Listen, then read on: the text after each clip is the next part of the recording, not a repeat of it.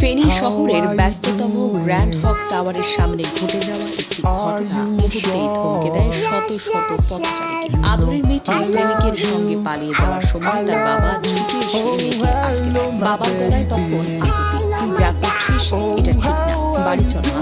কিন্তু মেয়েটি কি বলল জানেন? সে জনসম্মুখে নিজের বাবাকে অস্বীকার করে বলে, এই লোকটাকে আমি চিনি না, এটা আমার বাবা না, আমাকে হয়রানি করছে।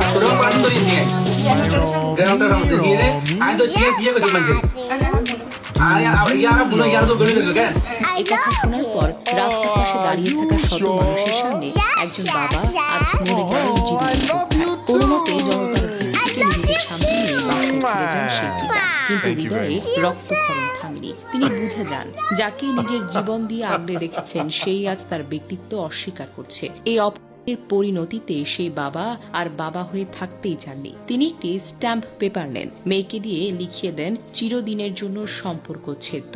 আমি অমুক স্বইচ্ছায় পোষণ করছি যে আমি অমুক মেয়ের পিতা নই।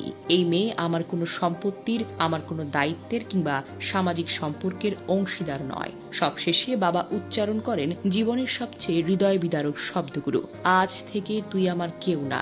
জন্ম দিয়েছিলাম ঠিকই, কিন্তু এত বড় বেঈমান আমি জন্ম দেইনি। আর মেয়েটির প্রতিক্রিয়া, ঠিক আছে, না কোনো কষ্ট, না কোনো অনুশোচনা, না কোনো কান্না, যেন কিছুই হয়নি। প্রেম করো, তাতে সমস্যা নেই, কিন্তু মা বাবার সম্মান পায়ের নিচে ফেলে কোনো প্রেমই আশীর্বাদ হতে পারে না। আর যদি এই মেয়েটি কেঁদেও ফিরে আসতে চায়, সে হয়তো আর ফিরে পাবে না সেই বাবার নির্ভেজাল ভালোবাসা, কারণ বিশ্বাস একবার ভাঙলে সম্পর্ক নয়, আত্মাটাও ভেঙে যায়। এক সময় ছিল যখন সন্তানরা বাবা মাকে মাথায় মুকুট মনে করত, কিন্তু আজ প্রেম, freedom R love is love এর নামে অনেক তরুণ তরুণী নিজেদের মা বাবার সম্মান, ভালোবাসা আর আত্মত্যাগকে থুতু দিয়ে চলছে। এই ভাইরাল সংস্কৃতি, এই মেকি ভালোবাসার নামে আজ কত মা বাবা চোখের জলে বুক ভাসাচ্ছে। সন্তান জন্ম দিলেই সে যে সন্তান থাকবে, এই ধারণাটা আজ ভুল প্রমাণিত হয়েছে।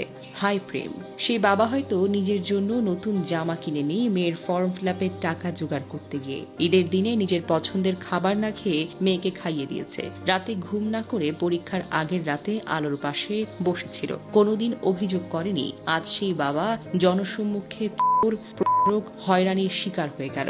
এই মেয়ের প্রতি ধিক্কার আমাদের সকলের। এই প্রেম ভালোবাসার প্রতি ধিক্কার, যে প্রেম পরিবারকে অসম্মান করে। এখন প্রশ্ন সমাজের কাছে, আমরা কি এই তরুণ প্রজন্মকে স্বাধীনতার নামে অশ্রদ্ধা আর বেইমানি শেখাচ্ছি? বাবা মা কি এখন এক্সপায়ার্ড হয়ে গেছে শুধুই দায়িত্ব শেষ হওয়ার পর?